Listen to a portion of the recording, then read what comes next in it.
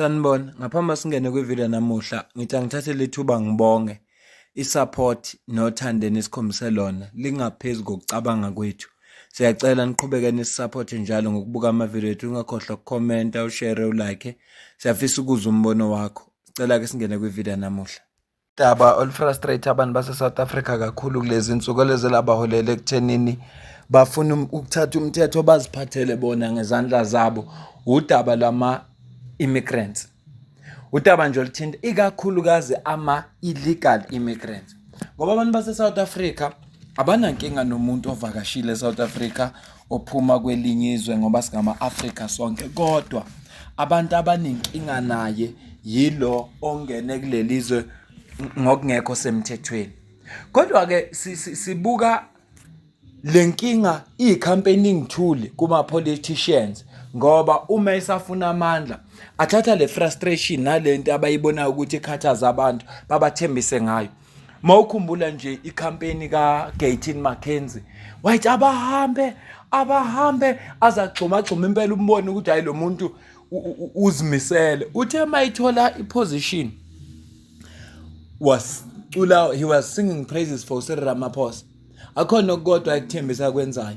Into engijabulise kakhulu ukuthi uJacinta Mangobe soganele kwaZuma wakubeka ngokucacile ukuthi bona ngeke babe i-political party futhi abanazo inhloso zokuba i-political party, kodwa they are a civil organization. Interview abe nayo neNewsroom Africa. Kodwa ngaphambi sifike kuleyo interview ngiyafisa ukuqala ngikucaphunela usisi uPrince Mthombeni uMaduma asitshela isizathu esenza ukuthi yonke lenkinga ekhona, lenkinga nje sinayo ye-immigration ingaxazululeki. Umuntu nje ozosichazela kahle asiphe umlando asiphe ne-information usisi uPrince Mthombeni, ngicela uzwe la.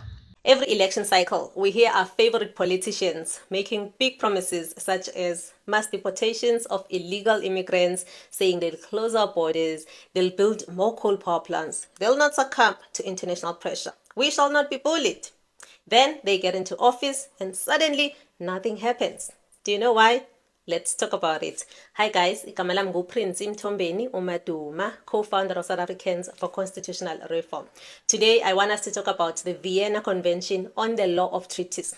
It's basically the rule book that forces countries to keep their international promises. After World War II, countries realized something dangerous. Governments were signing agreements. Then new governments were ignoring them. Peace treaties were broken, minorities were not protected, conflicts restarted. Then, in 1969, countries adopted this convention in Vienna, Austria. It came into forces in 1980. Its goal was simple: make international laws survive elections. From that point forward, it wasn't politicians who were bound. It was the state itself. This convention contains the most powerful sentence in international law: agreements must be kept. And even stronger, a country cannot use its own domestic law as an excuse to break a treaty. This means Parliament cannot simply pass a law that contradicts an international agreement and pretend the agreement disappears. If South Africa signs, South Africa is bound. Now, let's make this more practical. Let's say, for argument's sake, South Africa's energy policy, integrated resource plan, includes new coal.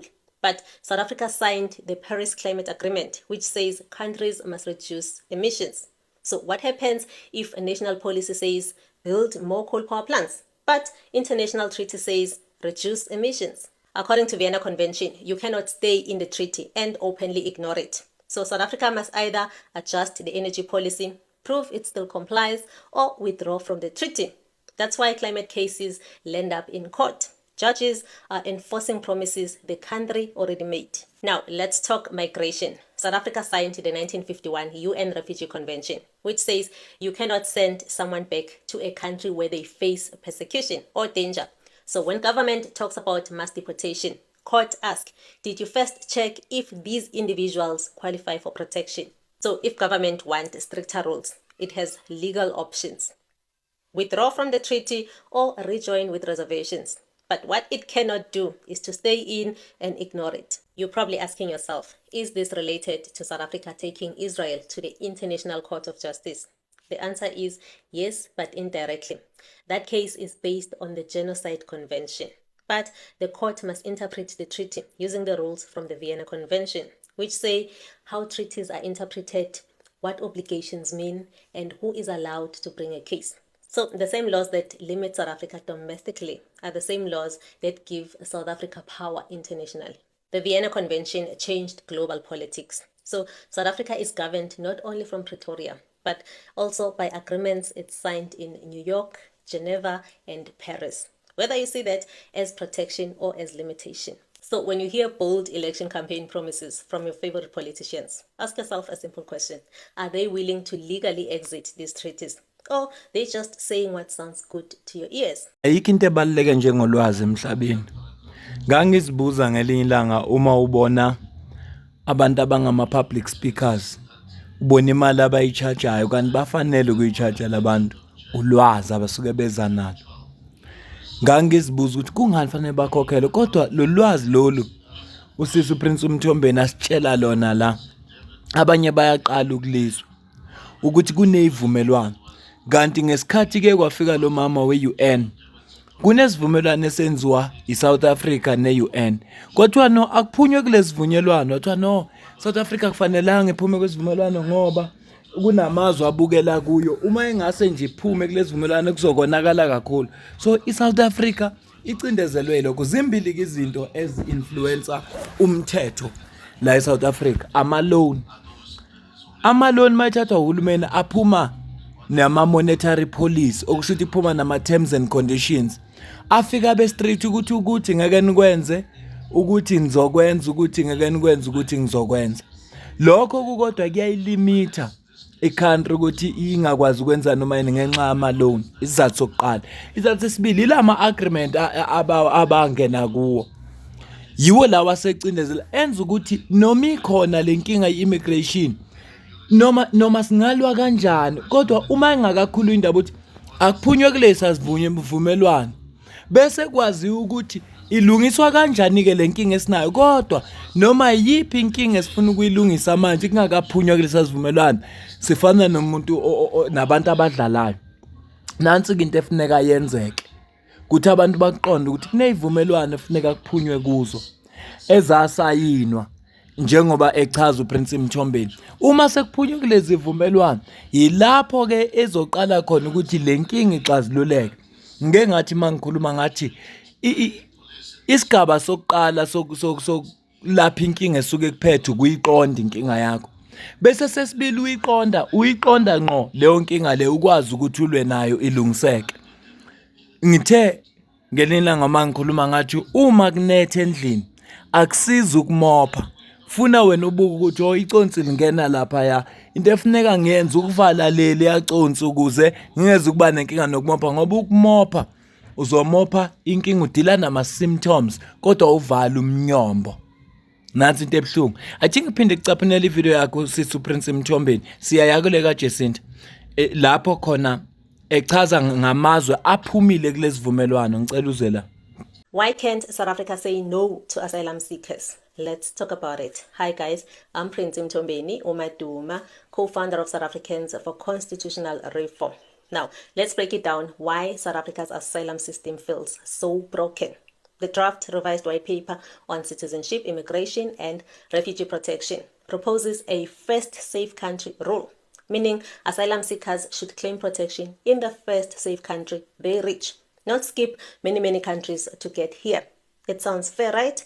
But I'm here to tell you why it won't work, not without a big change. Here's why. The 1951 UN Refugee Convention, the global law on refugees, says in Article 33, non-refoulement. You cannot send back asylum seekers if they are in danger. South Africa signed this in 1996 with no reservations, no limits. This means international law overrides domestic rule. Vienna Convention on Treaties, 1969, Article 27 says, treaties win over national law. Now, here's the catch. If someone flies directly from Ethiopia, Somalia, or anywhere else in the world to OR Tambo International Airport, South Africa becomes their first safe country by default. No prior safe stop means we have to process the claim, even if they passed through other countries. That's why this white paper first safe country idea is stuck. But other countries did it smarter. Botswana, Kenya, Ethiopia, etc. They signed the 1951 UN Convention with reservations.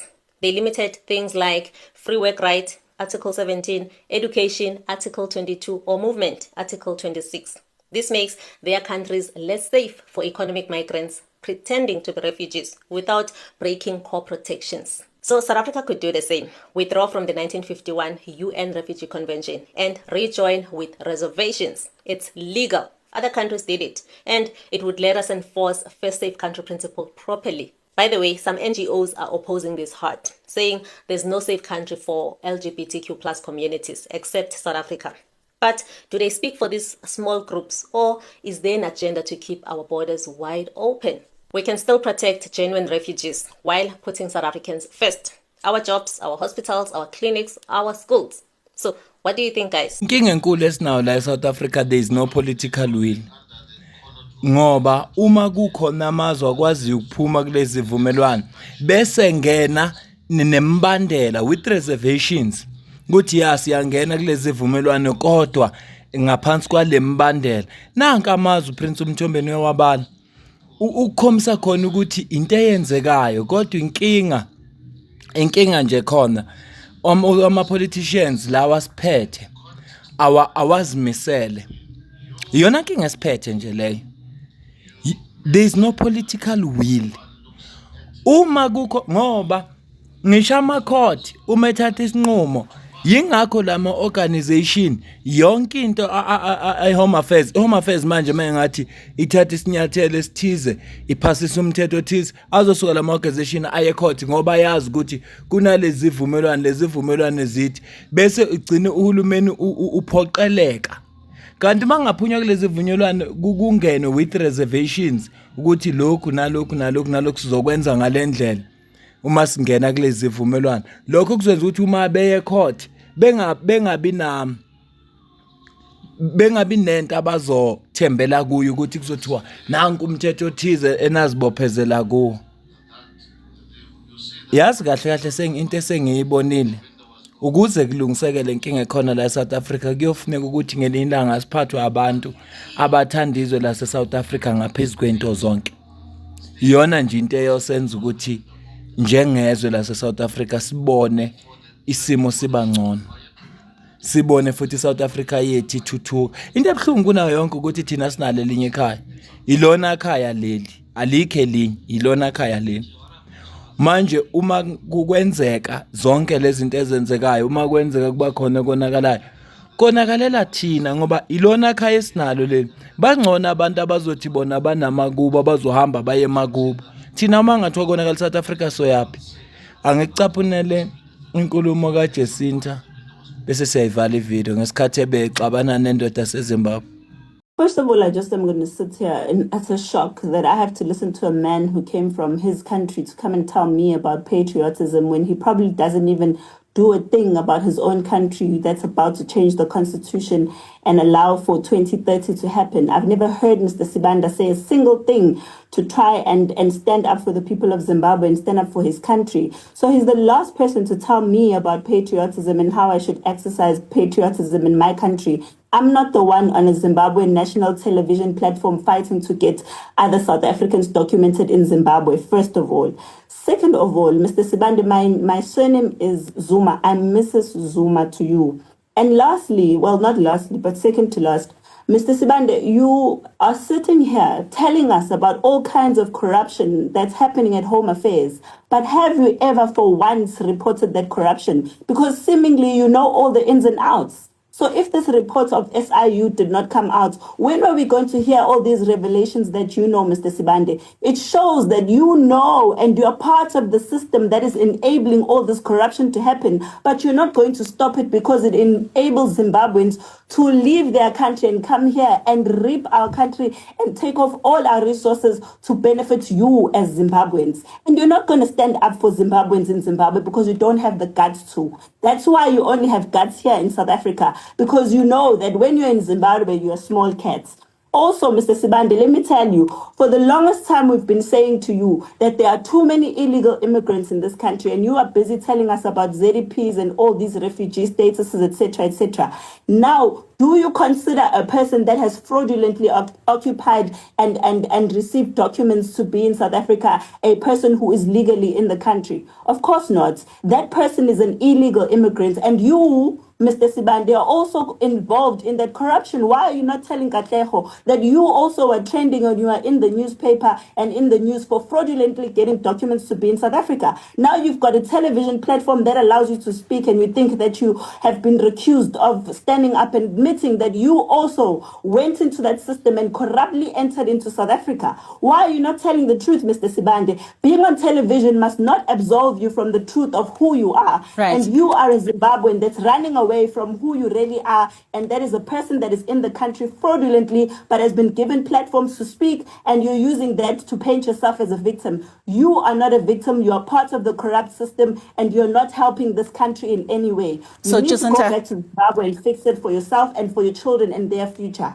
on a broader spectrum, Jacinta, how do we solve the problems that are faced by the millions of South Africans that is impacted by what this SIU report has now put out? First of all, we solve the problems by not allowing Zimbabweans to tell us what to do in our country. It's our country, and therefore we need to know and say what's best for us. Second to that, we have departments and we have things like the SIU and the Hawks, which we're very happy that finally they've come up with this report and come out with it. Because when we met them for the first time, they did tell us that they are on to a report and they're waiting for a report from the SIU. This is what we were told from the Department of Home Affairs, and we are very happy to finally see it materialize, because we'd also been told that there's a lot of pastors who are mostly Nigerian, who are in the country committing all kinds of crime. And we're just asking for this to happen at a faster pace, because these people are organized. And the more organized they are, the more dangerous they are. So they're obviously not going to take it lightly, the fact that they are now being uncovered, they are now being seen and shown to the world for exactly who they are, because all along they've been victims and South Africans have been the xenophobic ones. But now that card is not even working to the rest of the world, because they are being exposed for exactly who they are. Right. And we need to, as South Africans ourselves, stop renting to these people. Stop buying from them. Stop keeping them in our homes. And to the women, stop marrying them. It starts with you. Okay. Every single decision that you make will impact the future of this country. We certainly... Yabona mayithi funa kuqale ngawe